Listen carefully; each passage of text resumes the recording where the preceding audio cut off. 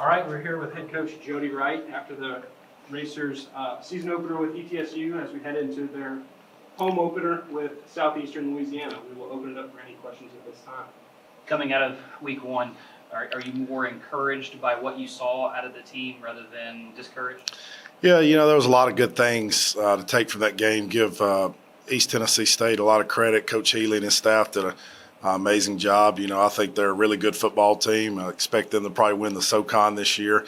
Really, really tough opening opponent, but, we did some good things in the game. I was really proud of our effort, the attitude. I thought we competed with some toughness. There was a lot of things. First game, we need to clean up. We felt like a lot of times on defense we had 9 of 11 doing the right thing. Same time on offense, so we just got to keep getting those guys to come along where we're executing 11 out of 11. They did some really good things with their tempo offensively. They executed a high level on both sides of all 3 phases, and we did make some plays, but just not enough. And like you said, but it was a good first game. I think we learned a lot about some of our players. We got to get more players playing. I think we had some guys that had to play a lot more snaps than we probably needed them to play, and sometimes that was dictated by the way the game flowed. But a lot of improvement we need to make, especially going into a tough opponent in Southeast Louisiana. You've heard a lot of coaches this week talk about the biggest improvement you'll see is from week 1 to week 2 in the season. Based off of all these young guys finally getting playing time. Now they have tangible video that you can go back and look. Are you expecting to see that from this team from week 1 to week 2? Yes, and that I know just like every other college program, we're trying to see how much we can improve from week 1 to week 2, and we got a lot of improvement we got to make really fast. So it starts with having good practices is what I challenged our guys to do, and we came out yesterday. I felt with a great spirit, great attitude. A lot of guys come out to work. They know the Southeast Louisiana. Coach Selfo got a lot of respect for him. A really great coaching family, the Selfo family, and they got a very talented team. I felt like they're probably sitting, I'm sure, in Hammond, Louisiana today, feeling like they should have beat Louisiana Tech, and you watch the film, and they were very close to upsetting Louisiana Tech. So, it's going to be a very tough opponent coming in here. Jody, I know that y'all are playing a really, really good FCS team compared to what you were dealing with in your opener last year, of course, Mizzou. But I guess Mizzou, you didn't have a whole heck of a lot go right at all. This time, you had a lot go right. Are you feeling, is there a different feeling in the camp coming out of week 1 this time as opposed to last year? Yeah, it's always hard to judge, especially last year. A lot of new players just like this year, but, against Missouri, it was a really, really good opponent. This year I felt like, even at halftime, even though we were down 24-3, it felt like our guys felt like, hey, we could come back and win the ball game. That's what we challenged them to. Hey, we just got to get all 11 doing it, and it was a great opening drive. Jawan Northington finishing it off there to cut it 24-10, and then getting a turnover on defense and going down. And Brooks Klein-Peter and Jim Ogle connecting there on the 4th and 4 was really nice for a touchdown. And we felt like we had got back to a 7-point game there, and we had a misalignment on defense that cost us really bad on explosive play that kind of led to their next touchdown. But, give them credit. We didn't line right, and they executed a high level. But really felt like our guys, after the game, took the loss personally and kind of got a chip on their shoulder to improve. So, watching Southeast Louisiana, they see the talent they have, the style they play. They got a really good defense, and they got a lot of talented guys on offense, some playmakers, and they're really solid on special teams as well. So we're going to have a four-quarter game. We're going to play our best football in all 3 phases. I know veterans are a vast minority on this team here. But for those 7 minutes of that first part of the third quarter, those guys who were here last year, that was a different feeling, wasn't it? Yes, it was, and I love the spirit of our sideline. And just like I said, it was a nice long bus ride back home, and it's always a lot funner after a win. But, I think our guys, took the loss personally, but they felt coming out of there optimistic that, hey, we can be a good football team, and we just got to keep improving and then focus on the little things that we can control. I felt like we did tackle better than we did last year, but still too many missed tackles. So we're going to keep working on that every week. And even the 2 turnovers we had, I felt like we should have caught those balls. I know Jim Ogle, I thought, played a really good game. His first college start at quarterback.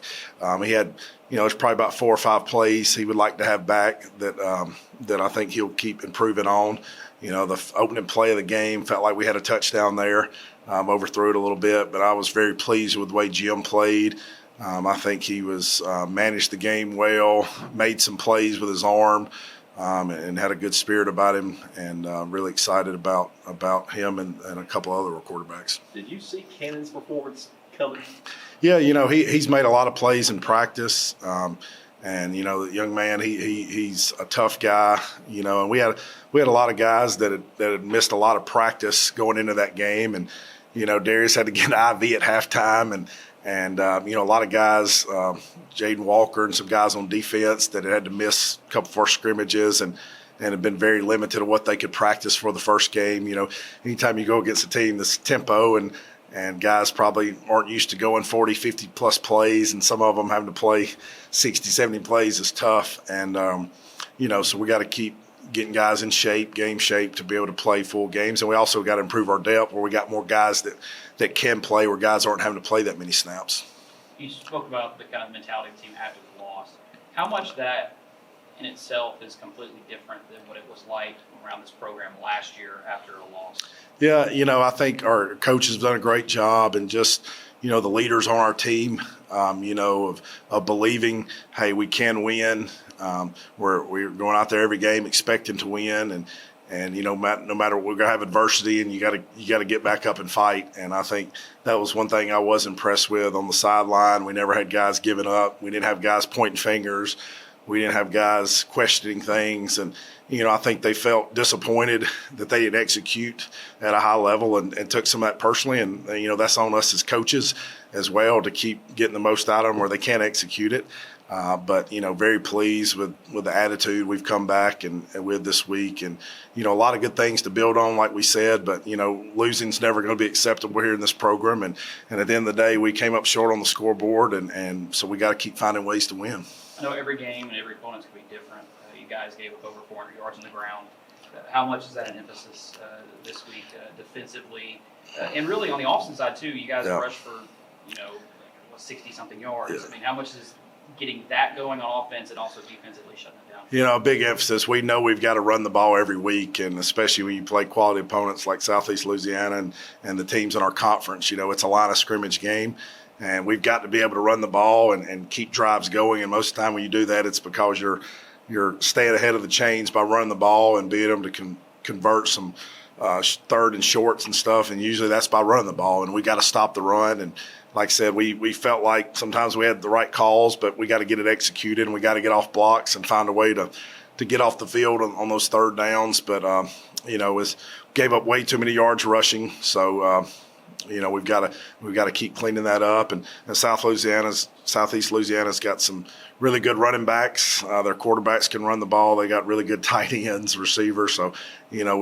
we got to be able to stop the run and pass both. But just like everything, I think, both sides of the ball, you got to be able to run the ball, and you got to be able to stop the run every week. What about the challenge of dealing with 2 quarterbacks that are so different? Yeah, that's always fun, but, I think both of them are capable of extending drives, and, I'm sure they're like us. They watched their film from Louisiana Tech and felt like they had a lot of missed opportunities to execute and that they didn't. But, I think, anytime you're facing just like East Tennessee State, you got to face 2 quarterbacks. You just got to be smart on defense and saying, hey, this is kind of what they've shown to do when this guy's in the game, and when this guy's in the game, this is what they've shown to do. And also knowing those guys' strengths, hey, this guy's probably a little bit more runner, or what type of runner is he? Is he elusive? Is he a strong guy? Different things, and what type of run schemes you think you're going to face every week. So it will be another challenge. I'm sure they felt confident playing both quarterbacks last week, and both those quarterbacks are really solid players. So, it's going to be a challenge. And I think, we've got multiple quarterbacks we feel like we can play with. I think one of the biggest challenges in this game is going to be, the one thing, a lot of good football pops off the tape when you watch Southeast Louisiana. They're well coached. They play really hard. But they've got some really their front seven on defense, very twitchy, fast, disruptive. and they've got, they do a really good job with their schemes. Got some really good coaches on that side of the ball. So we know they got a lot of guys if you don't block them, and they can disrupt the game really fast. Were any of the players for Murray State on that team when they played Sella? Yes, yes, we do have. I made everybody raise their hand. That was on that team the last time. So, Southeast Louisiana, had a really solid performance last time they played Murray State. And they, like I said, since Coach Selfo's been there, they've had, solid teams every single year. And I think they're a top 15 FCS team right now.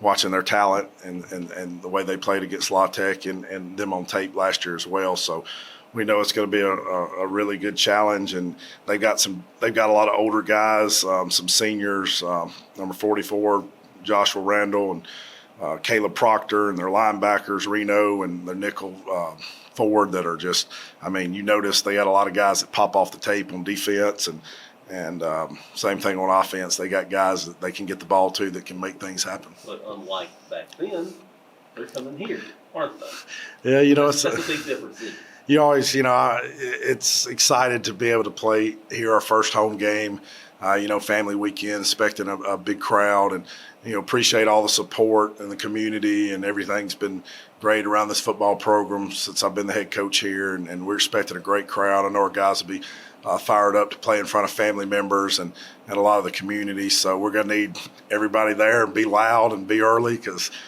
just like I think East Tennessee State had a great crowd last week that made a lot of noise, and it's always, it's when you go on a long bus ride, it's sometimes challenging, and I know they've got to have a long trip here, but we're looking forward to be able to play in front of our fans and hopefully have a great environment, some good weather Saturday night.